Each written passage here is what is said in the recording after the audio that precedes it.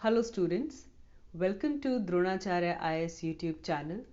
I am Dr. Daman Benipal presenting you daily current affairs covering 8th January 2022. इस video lecture में हम आज के द हिंदू न्यूज़पेपर में आए हुए वो सभी इम्पॉर्टेंट न्यूज़ आर्टिकल्स डिस्कस करेंगे जो कि हमारे UPSC preparation point of view से इम्पॉर्टेंट है. So let's begin with it. तो चलिए शुरुआत करते हैं आज की हमारी पहली न्यूज़ के साथ, which is about EWS quota case. Economical weaker section को जो 10% रिजर्वेशन कोटा दिया जाता है, इसको लेकर सुप्रीम कोर्ट के अंदर केस चल रहा था. और ये केस का जो बेसिक था वो ये है कि EWS कोटा के लिए जो क्राइटेरिया सेट किया गया है, जिससे हम डिटरमाइन करेंगे कि सोसाइटी के अंदर वो कौन सा सेक्शन है, वो कौन से लोग हैं जो कि इकोनॉमिकल वीकर सेक्शन के अंदर फॉल करते हैं. तो बड़ा क्राइटेरिया ये था कि जो एनुअल फैमिली इनकम है वो 8 लाख या 8 लाख से कम होनी चाहिए ना. इसको लेकर सुप्रीम कोर्ट ने क्वेश्चन किया था गवर्नमेंट को कि उन्होंने किस मेथड के साथ, किस बेसिस से ये 8 लाख का फिगर डिटरमाइन किया है ना. सो इस केस के चलते इंडिया के अंदर जो हमारी नीट काउंसलिंग थी, national eligibility cum entrance test, NEET counselling लगातार पोस्टपोन होती जा रही थी. क्योंकि केस चल रहा था एंड जिसकी वजह से मेडिकल एडमिशन्स भी इस साल के अभी तक नहीं हो पाए थे बिकॉज काउंसलिंग ही नहीं प्रोसीड हो रही थी. तो इसके बाद इस क्राइटेरिया को रिव्यू करने के लिए गवर्नमेंट ने एक रिव्यू कमेटी बनाई जिसका काम ही ये था कि उसे इकोनॉमिकल वीकर सेक्शन के लिए जो क्राइटेरियाज रखे गए हैं उन्हें रिव्यू करना है. और उसकी रिपोर्ट 31 दिसंबर को आती है जिसमें वो कहते हैं कि जो 8 लाख एनुअल फैमिली इनकम का क्राइटेरिया है ये बिल्कुल सही है और ये बिल्कुल रीजनेबल है to identify the economical weaker section in India ना. जिसके बाद कल सुप्रीम कोर्ट ने अपना डिसीजन सुनाया है. सुप्रीम कोर्ट ने नीट काउंसलिंग को प्रोसीड करने के लिए कहा है बिकॉज उन्होंने कहा है कि हम और डिले नहीं कर सकते in terms of medical admissions. साथ ही में सुप्रीम कोर्ट ने जो ओबीसी क्लासेस हैं, अदर बैकवर्ड क्लासेस के लिए जो 27% रिजर्वेशन है उसे अपहेल्ड किया है, उसे अप्रूव किया है. और साथ ही में 10% जो रिजर्वेशन की गई है फॉर इकोनॉमिकल वीकर सेक्शन उसे भी अपहेल्ड किया है. और ये हमारे ऑल इंडिया कोटा के अंदर इसी तरह से चलेंगे, 27% for OBC and 10% for economical weaker section. And this will all go in accordance to 29 June 2021 government order. And इसको लेकर सुप्रीम कोर्ट ने कहा है कि इस पॉइंट को लेकर अब और डिबेट नहीं होगी. हाउएवर यहाँ पे सुप्रीम कोर्ट ने जो वैलिडिटी है 27% रिजर्वेशन ऑफ OBC और 10% रिजर्वेशन ऑफ EWS उससे अपहेल्ड किया है.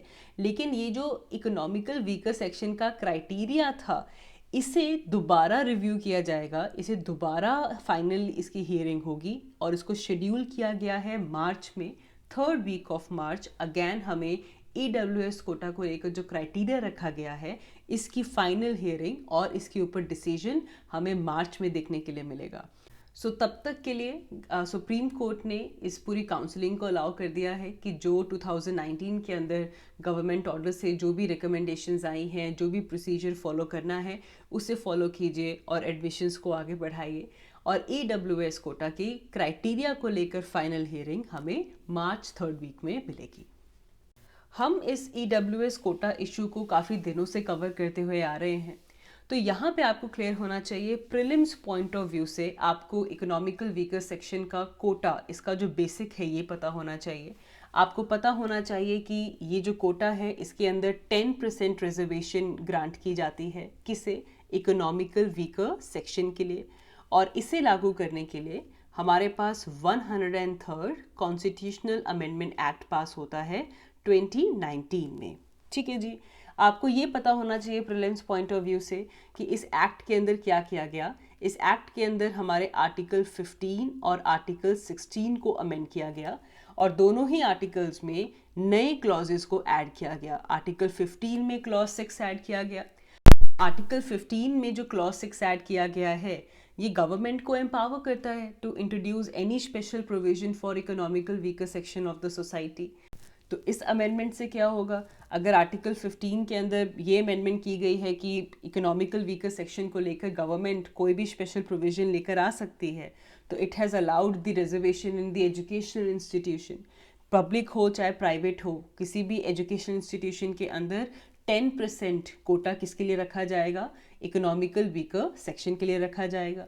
सिमिलरली हमारे पास आर्टिकल 16 अमेंड होता है और आर्टिकल 16 के अंदर भी क्लॉज 6 ऐड किया जाता है ना। ये जो न्यू क्लॉज ऐड करते हैं ये basically it talks about reservation in employment.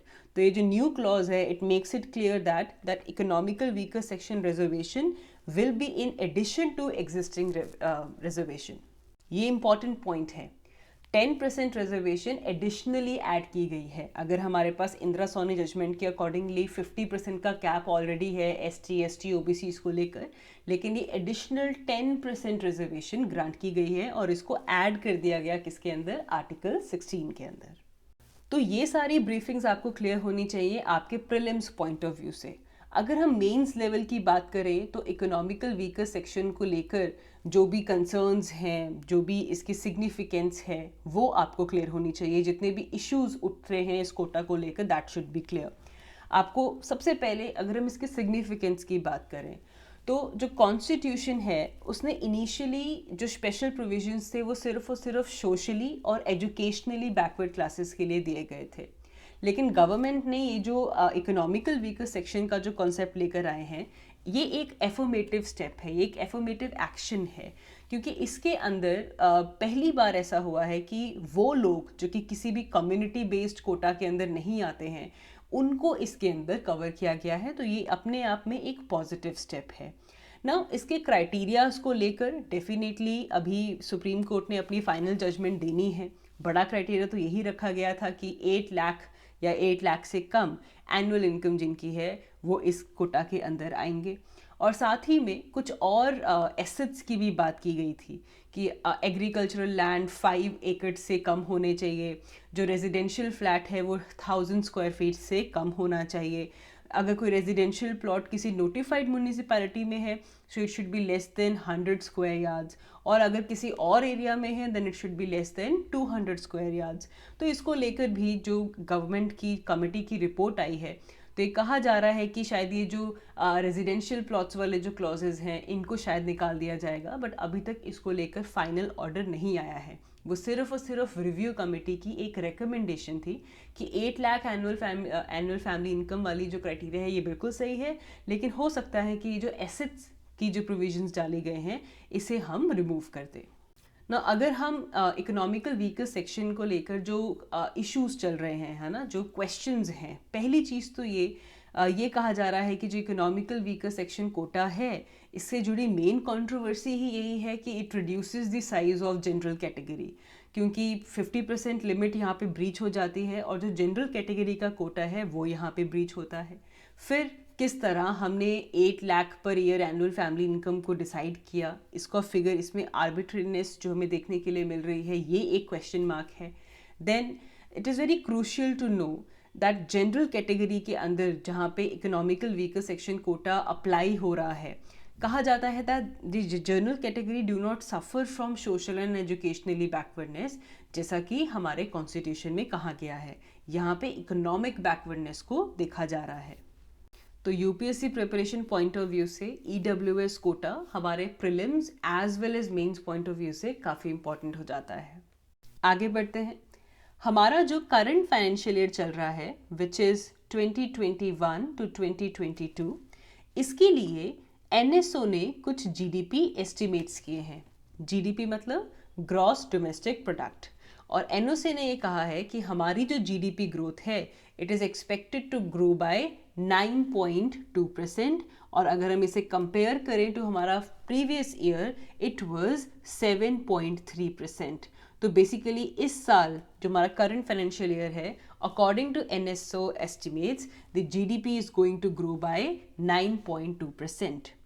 और यहाँ पे ये भी स्टेट किया गया है कि ये अपने आप में एक फर्स्ट एडवांस एस्टिमेट है, और आगे आने वाले टाइम पे इस पे जो थर्ड वेव हमारी कोविड-19 पैंडमिक की चल रही है उसका असर इन नंबर्स पे हो सकता है। These are only the first advance estimates जो कि ये बता रहे हैं कि जो इंडिया की जीडीपी है इट में grow at 9.2% in financial year 2022।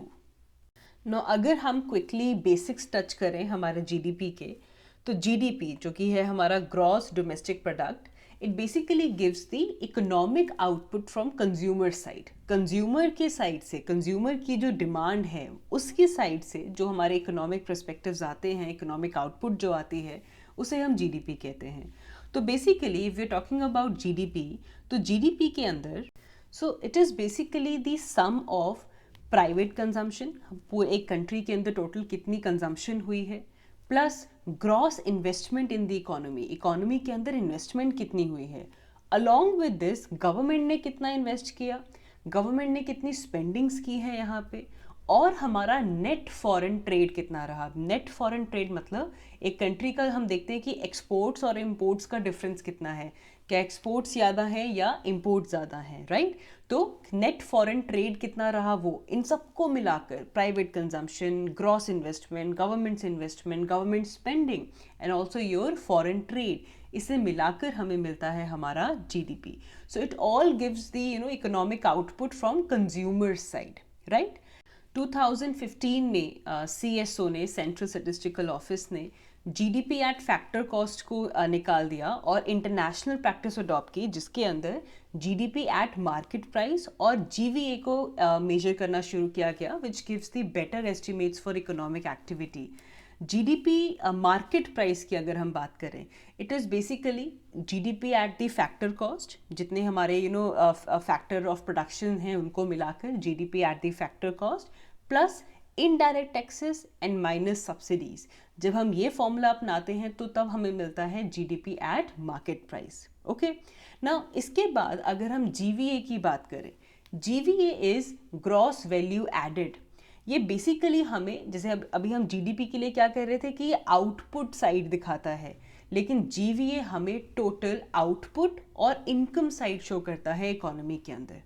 It basically provides the rupee value for number of goods and services which are produced in an economy. तो कंट्री के अंदर जितने भी गुड्स एंड सर्विसेज प्रोड्यूस हुए हैं उसकी रुपी वैल्यू कौन देता है, जीवीए। और इसके अंदर डिडक्ट किया जाता है कॉस्ट ऑफ इनपुट और raw materials that has gone into the production for these goods and services. GVA को लेकर जो बेहतर बात है वो ये है कि ये हमें सेक्टर स्पेसिफिक पिक्चर देता है कि एक एरिया के अंदर ग्रोथ कैसे होगी, पर्टिकुलर इंडस्ट्री में ग्रोथ कैसी होगी, इकोनॉमी का जो सेक्टर है वो कैसे परफॉर्म करने वाला है। So it gives us a sector specific picture. तो अगर इसके फॉर्मूला की बात करें तो हम कहते हैं GVA, gross value added, is basically GDP plus subsidies on the products and minus the taxes. तो जीवीए हमें प्रोड्यूसर साइड, सप्लाई साइड की बेहतर पिक्चर देता है और जीडीपी हमें कंज्यूमर साइड, जो डिमांड साइड है वहाँ की बेहतर पिक्चर देता है। जो दोनों मेजर्स हैं वो मैच नहीं करते। क्यों? क्योंकि नेट जो टैक्सेस हैं एक के अंदर इंक्लूड होते हैं, एक में इंक्लूड नहीं होते हैं, तो इनके जो फिगर्स हैं वो मैच नहीं करेंगे। हाउएवर अगर हम कंपेयर करें जीडीपी और जीवीए को, GVA is a better measure for the economic growth. क्यों? जीडीपी फेल कर जाती है to basically gauge the real economic scenario, क्योंकि एकदम से अगर आउटपुट के अंदर शार्प इंक्रीज हुआ, चाहे वो हायर टैक्स कलेक्शन की वजह से भी क्यों ना हो, उसकी वजह से हमारा जो जीडीपी नंबर है वो क्या कर जाएगा, राइज कर जाएगा। लेकिन एक्चुअली के अंदर वहाँ पे रियल आउटपुट सिचुएशन इंक्रीज नहीं हुई है ना। इसको जीवीए जो है वो सेक्टर वाइज ब्रेक डाउन कर देता है और ये हेल्प करता है पॉलिसी मेकर्स को डिसाइड करने के लिए कि कौन सा ऐसा सेक्टर है इकोनॉमी का जिससे स्पेसिफिक इंसेंटिव्स की ज़रूरत है, which need some sector specific policies. तो GDP still it is a key measure when it comes to cross country analysis. अगर मुझे दो कंट्रीज़ के बीच में एनालिसिस करना है, इनकम कंपेयर करनी है डिफरेंट इकोनॉमीज़ की, तो GDP अभी भी पॉपुलर मेजर है। हाउएवर अगर एक ही कंट्री में मुझे प्रॉपर एनालिसिस करना है कि किस तरह से ग्रोथ हो रही है, then GVA is a better gauge. Now अगर हम GVA एस्टिमेट्स देखें जिसने हमें सेक्टर स्पेसिफिक ग्रोथ जो शो करेगा, तो इट हैज़ शोन दैट कि इस साल जो माइनिंग सेक्टर है it is going to outpace all the other sectors, और कहा गया है कि mining sector is going to grow at the rate of 14.3%। और पिछले साल इसके अंदर कॉन्ट्रैक्शन थी, 8.5% ग्रो कर रहा था माइनिंग सेक्टर, लेकिन इस साल के एस्टिमेट्स कह रहे हैं that it will grow by 14.3%। और इसके बाद आता है हमारा मैन्युफैक्चरिंग सेक्टर, और मैन्युफैक्चरिंग सेक्टर के लिए कहा गया है कि ये 12.5% की ग्रोथ शो करेगा। अगेन पिछले साल ये भी श्रिंकिंग था, 7.2% की ग्रोथ एस्टिमेट्स हमारे पिछले साल के हैं। तो इसीलिए कुल मिलाकर अगर देखा जाए तो जो फर्स्ट एडवांसेस एनओसी ने प्रेजेंट किए हैं, जो इकोनॉमिक पिक्चर हमें दे रहे हैं इस फाइनेंशियल ईयर के, उसके हिसाब से हमारी जीडीपी टोटल ग्रो करने वाली है 9.2%। बट साथ ही में ये कह दिया गया है कि थर्ड वेव जो कोविड की है, it can definitely impact these numbers. आगे बढ़ते हैं। हमारी next news is again about FCRA, foreign contribution regulation act. ये एक्ट काफ़ी ज़्यादा न्यूज़ में तब आया था जब मिशनरीज ऑफ चैरिटी, एक ऐसा NGO जो कि कोलकाता बेस्ड है and which was set up by mother Teresa, इनकी FCRA रजिस्ट्रेशन एप्लीकेशन को रिफ्यूज़ कर दिया गया था। नाउ जिसके बाद ये काफ़ी दिनों से न्यूज़ में था, क्योंकि बहुत सारे ऐसे NGOs थे विच सीज टू ऑपरेट, क्योंकि मिनिस्ट्री ऑफ होम अफेयर्स ने उनकी रिन्यूअल एप्लीकेशन को रिफ्यूज़ कर दिया था। इस इशू को लेकर इवन UK पार्लियामेंट के अंदर डिबेट होती है, और यहाँ पे ये पूछा जाता है कि ऐसा तो नहीं है कि if British government has raised concern with India with the issue of blocking the oversee funds of missionaries of charity और द अदर NGOs। इसके बाद जो न्यू डेवलपमेंट हुई है वो ये है कि मिनिस्ट्री ऑफ होम अफेयर्स ने मिशनरीज ऑफ चैरिटी, इस NGO की जो एप्लीकेशन थी टू रिन्यू, उसे एक्सेप्ट कर लिया है। पहले इनकी रजिस्ट्रेशन को रिफ्यूज़ किया गया था, अब मिशनरीज ऑफ चैरिटी की FCRA रजिस्ट्रेशन को रिस्टोर कर दिया गया है। इस वजह से दोबारा FCRA न्यूज़ में आया है। तो यहाँ पे हमारी UPSC preparation point of view से FCRA काफ़ी इंपॉर्टेंट हो जाता है। तो इंडिया में फॉरेन फंडिंग अगर कोई पर्सन रिसीव कर रहा है तो उन्हें रेगुलेट किया जाता है अंडर FCRA एक्ट। और इस FCRA एक्ट को इम्प्लीमेंट कौन करता है? It is implemented by ministry of home affairs. इस एक्ट से बेसिकली ये इंश्योर किया जाता है कि वो सब लोग जो फॉरेन कंट्रीब्यूशन रिसीव कर रहे हैं, they are basically adhering to the stated purpose. जिस पर्पस के लिए उन्होंने कहा है कि उनको फॉरेन फंडिंग मिल रही है, वो वही पर्पस से अडेयर कर रहे हों ना। इस एक्ट के तहत ऑर्गेनाइजेशंस को रजिस्टर करना होता है और कुछ साल के बाद अपने जो रजिस्ट्रेशन है उसे रिन्यू करना होता है 5 साल के बाद, ताकि वो लगातार फॉरेन फंड्स रिसीव कर सकें और उन फॉरेन फंड्स को यूज़ कर सकें। तो इस एक्ट के तहत NGOs फॉरेन कंट्रीब्यूशन सिर्फ 5 पर्पसेस के लिए रिसीव कर सकते हैं। इधर it could be for social purpose, या फिर एजुकेशनल पर्पस के लिए भी आप फॉरेन फंड्स रिसीव कर सकते हैं। It could be for religious purpose as well, economic as well as cultural. इन पांचों ग्रुप्स के लिए FCRA के तहत कोई ऑर्गेनाइजेशन NGO अपने फॉरेन फंड्स को रिसीव कर सकता है। आगे आपको FCRA के जो अमेंडमेंट एक्ट जो 2020 में आया था, इसके जो रूल्स हैं ये पता होने चाहिए। बेसिकली जो पब्लिक सर्वेंट्स हैं वो किसी भी तरह के फॉरेन कंट्रीब्यूशन नहीं ले सकते। ऑल्सो जो फॉरेन कंट्रीब्यूशन आई है वो आप ट्रांसफ़र नहीं कर सकते to any other person who is not registered under FCRA। जिस अकाउंट को, जिस पर्सन को फॉरेन कंट्रीब्यूशन मिली है, वो उसको आगे ट्रांसफ़र नहीं कर सकते। आगे चलकर इसे आधार को मैंडेटरी किया गया है। Aadhaar number is mandatory for all the office bearers और the key functionaries who are receiving the foreign contribution. और इस FCRA के अंदर जो आधार है, it act as an identification document. Then जो फॉरेन कंट्रीब्यूशन है वो सिर्फ और सिर्फ उसी अकाउंट में रिसीव कर सकती है which is designated by the bank as FCRA account. वही अकाउंट जिसे FCRA अकाउंट डिक्लेयर किया गया है in the branches of SBI, उन्हीं में फॉरेन इन्वेस्टमेंट या फॉरेन कंट्रीब्यूशन रिसीव की जा सकती है।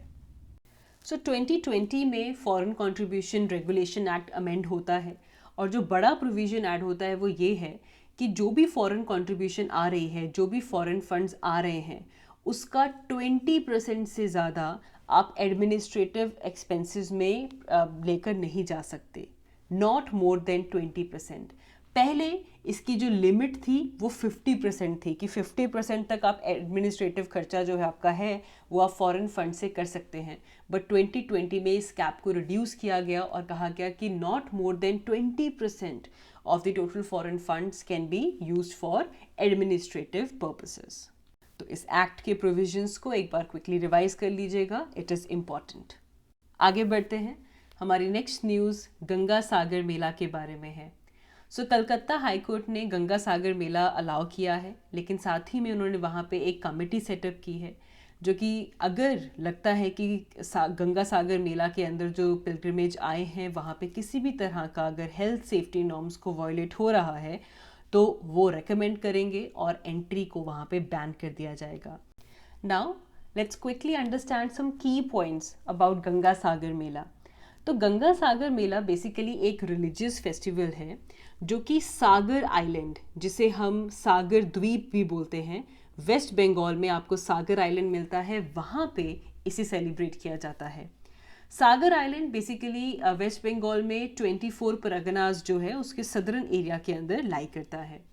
तो बेसिकली यहाँ पे लाखों की तादाद में भक्त आते हैं और मकर संक्रांति पे they take the dip of the river Ganga and जिससे बाद वो सी से मीट कर जाती है। इवन ये भी कहा जाता है कि जो गंगा सागर मेला है ये इंडिया का सेकंड बिगेस्ट फेयर है आफ्टर कुंभ मेला। तो सबसे बड़ा मेला तो कुंभ मेला है, कुंभ मेला के बाद दूसरे नंबर पे आता है हमारा गंगा सागर मेला। ना इसका टाइम जानना ज़रूरी है। ये एक 6 डे का फेयर है, 6 दिन तक ये मेला चलता है। और कब से शुरू होता है? जनवरी मंथ में, और कब तक चलता है? Till the day of Makar Sankranti. तो मकर संक्रांति तक ये 6 दिन का मेला हमें देखने के लिए मिलेगा। आगे बढ़ते हैं, हमारी next news environment and ecology से रिलेटेड है। It is about the poaching of leopards.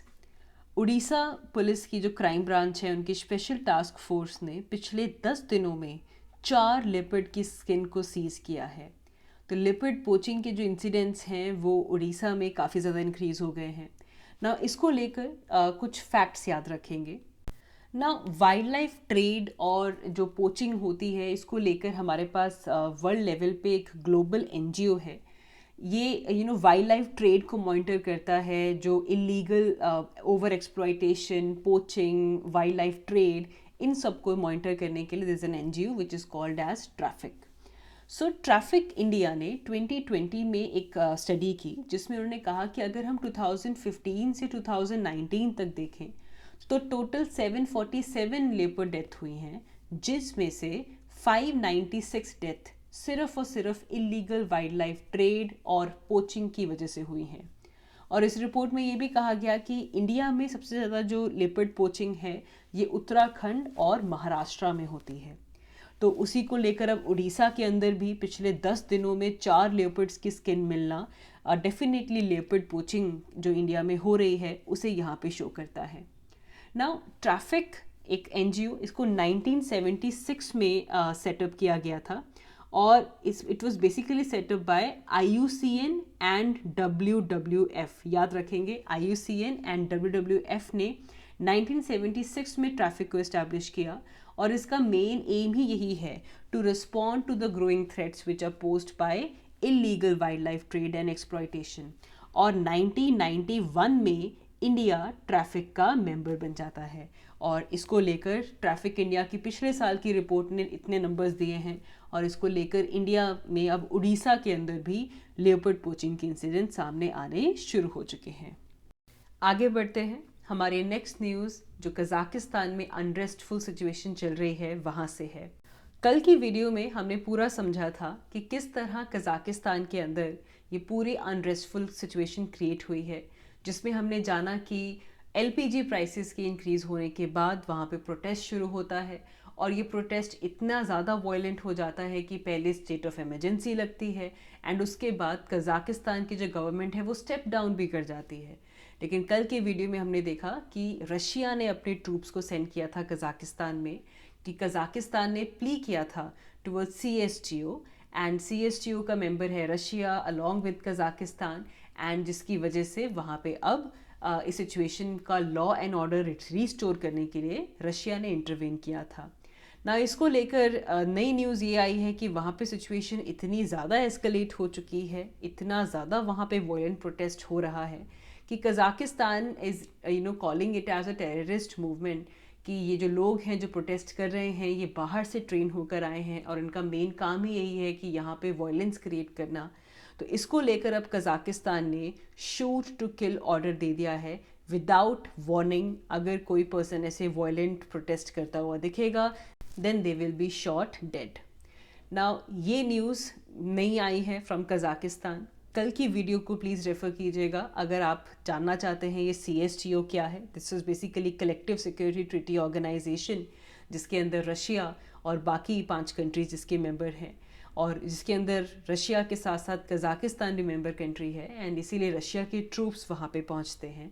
Now prelims point of view से आपको कज़ाकिस्तान की लोकेशन, कज़ाकिस्तान के जो बॉर्डरिंग कंट्रीज़ हैं वो ये पता होने चाहिए, and from mains point of view you should know the reason why this current unrest is going in Kazakhstan and what is the role of Russia over here। हमने कल पूरा डिस्कस किया था कि रशिया किस तरह से इंटरवीन कर रहा है कज़ाकिस्तान के अंदर। तो अगर आपने इस पूरे इशू को मिस कर दिया है तो प्लीज़ रेफर 7 जैन की वीडियो देखिएगा, वहाँ पे हमने कज़ाकिस्तान के इस पूरे अनरेस्टफुल सिचुएशन को डिटेल में डिस्कस किया है। कज़ाकिस्तान अनरेस्ट को लेकर ही कल हमने CSTO के रोल को समझा था कि किस तरह CSTO की वजह से कज़ाकिस्तान को रशिया की हेल्प मिल रही है। नाउ आज रशिया के बाद चाइना सामने आया है। चाइना ने भी कज़ाकिस्तान गवर्नमेंट को डिफेंड किया है। उन्होंने कहा है कि जो इस वक्त कज़ाकिस्तान के अंदर जो हार्शफुल वायलेंट प्रोटेस्ट चल रहे हैं they completely defend Kazakhstan and they are ready to provide all kind of necessary help and support to Kazakhstan ताकि ये जो difficult period वहाँ पे आया है ये इससे overcome कर सकें ना। अगर चाइना यहाँ पे आया है तो we need to understand one more thing। There is another organization which is called as SCO, Shanghai Cooperation Organization। ये भी एक security grouping है, और अगर हम इसके members की बात करें तो इसके member countries में भी Russia, then comes your China. Russia China तो आ ही जाते हैं, along with Kazakhstan, Kyrgyzstan, Tajikistan and Uzbekistan, and lastly India and Pakistan. तो टोटल 8 मेंबर कंट्रीज़ हैं SCO के। याद रखेंगे रशिया एंड चाइना, इनको तो भूलना ही नहीं है। देखिए इन दोनों का कंबाइंड स्टैंड आपको देखने के लिए मिल रहा है in terms of Kazakhstan. Okay, so Russia and China followed by Kazakhstan, Kyrgyzstan, Tajikistan and Uzbekistan. याद रखेंगे सेंट्रल एशियन कंट्रीज में से तुर्कमेनिस्तान SCO का पार्ट नहीं है। हमने याद किया था हमारी पिछली वीडियो में कि 5 कंट्रीज ऐसे हैं जिनको हम सेंट्रल एशियन कंट्रीज कहते हैं, Kazakhstan, Kyrgyzstan, Tajikistan, Turkmenistan and Uzbekistan. SCO के केस में इन 5 में से सिर्फ तुर्कमेनिस्तान ऐसा है जो कि SCO का पार्ट नहीं है। ठीक है जी। So Russia, China, Kazakhstan, Kyrgyzstan, Tajikistan and Turkmenistan, और इन दोनों में इंडिया और पाकिस्तान भी SCO के मेंबर हैं। तो चाइना सामने आया है और उन्होंने कहा है कि ये भी एक सिक्योरिटी ग्रुपिंग है। सो जो कज़ाकिस्तान की सिक्योरिटी और स्टेबिलिटी को मेंटेन करने के लिए SCO भी खड़ा है कज़ाकिस्तान के साथ। तो इट्स वेरी इंपॉर्टेंट। आज ही दोबारा रिवाइज करेंगे CSTO के मेंबर्स कौन कौन से हैं, SCO के मेंबर्स कौन कौन हैं। Is that clear? So that is it for today's video. इस वीडियो लेक्चर में हमने आज के द हिंदू न्यूज़पेपर में आए हुए वो इम्पॉर्टेंट टॉपिक्स को कवर किया है जो कि हमारे UPSC examination point of view से इम्पॉर्टेंट है। I hope you guys enjoyed this lecture. So that is all from my side. Thank you very much. Thanks for watching Dronacharya IAS YouTube channel. Thank you.